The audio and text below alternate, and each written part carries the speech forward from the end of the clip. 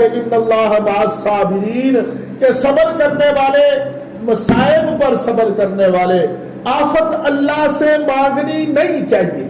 دیکھیں علماء نے لکھا کہ آزمائش مانگنی نہیں چاہیے۔ آزمائش مانگنی، بندے کو یہ نہیں کہنا چاہیے فلانا نے ایسے کیا کبھی میرے تے نہیں آتا نا تو میں انج کرنا سی، ایسی کوئی آزمائش مانگنی نہیں چاہیے۔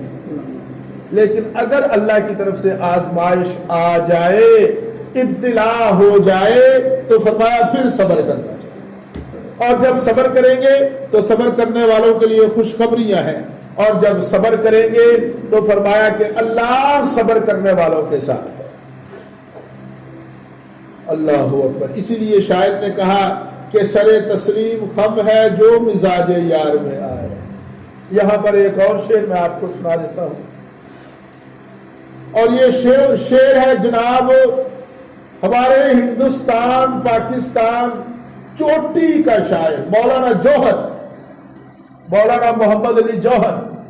مولانا محمد علی جوہر کو جب انگریز نے گرفتار کیا، جیل میں لے گئے، تو جیل میں ان کو خبر پہنچی کہ آپ کی بڑی بیٹی بیمار ہو گئی۔ اللہ کا کرنا ایسا ہوا کہ بیٹی بڑی بیمار ہوئی اور پھر وہ فوت ہو گئی۔ انگریز نے چھوڑ دیا کہ جاؤ بھائی جنازہ پڑھو، جا کے کفن دفن کرو۔ پھر ایسا ہوا کہ انگریز نے پھر کسی موقع پر گرفتار کیا، اب بھی جیل میں۔ مولانا جوہر اب بھی جیل میں۔ اب جناب جب جیل میں تو پھر دوسری بیٹی کو بھی وہی مرض لگ اللہ کی مرضی ہے، دوسری بیٹی کو بھی وہی مرض لگا، اور پھر خبر ملی کہ آپ کی دوسری بیٹی بھی جناب اس مرض کی وجہ سے وفات پا گئی۔ تو مولانا جوہر نے پھر اپنی اس بیٹی کی وفات پر ایک نظم لکھی جس کا آخری مصرع یہ تھا کہ تیری صحت ہمیں منظور ہے لیکن تیری صحت ہمیں منظور ہے لیکن اس کو اگر منظور نہیں تو پھر ہمیں بھی منظور ہے۔ صحت تو منظور ہے، بیٹی ہے، جگر کا ٹکڑا ہے، لیکن اگر اللہ کو نہیں منظور تو ہمیں بھی منظور نہیں ہے۔ اللہ ایسے ہی چاہتا ہے۔ اگر کسی کو بیماری لگتی ہے، کوئی مرض لگتا ہے، تو میرے عزیزو دوستو یہ اللہ کی طرف سے ہے، لہذا اللہ کی رضا پر راضی ہو۔ اور میرے عزیزو دوستو اگر یہ کیفیت نہیں آئے گی تو ثابت قدمی نہیں ہوگی، مصائب پر پھر ڈٹ نہیں سکیں گے۔ اگر اللہ کی رضا پر، اللہ کی قضا پر راضی نہیں ہوں گے پھر نہیں ڈٹ سکیں گے، پھر متزلزل ہو جائیں گے، پھر یہاں تک ہوگا کہ لوگ کفریہ جملے بول دیتے ہیں۔ لیکن اگر وہ کہتے ہیں کہ حضرت حسن بصری رحمہ اللہ حج کے سفر پر جا رہے تھے، بحری جہاز میں سفر کر رہے تھے، تو بحری جہاز کے باہر عریشے پر نہ ایسے نماز پڑھ رہے تھے، تو اس میں چوری ہو گئی۔ چور بھاگا، چوری کر کے باہر کو بھاگا، لوگ اس کے پیچھے بھاگے۔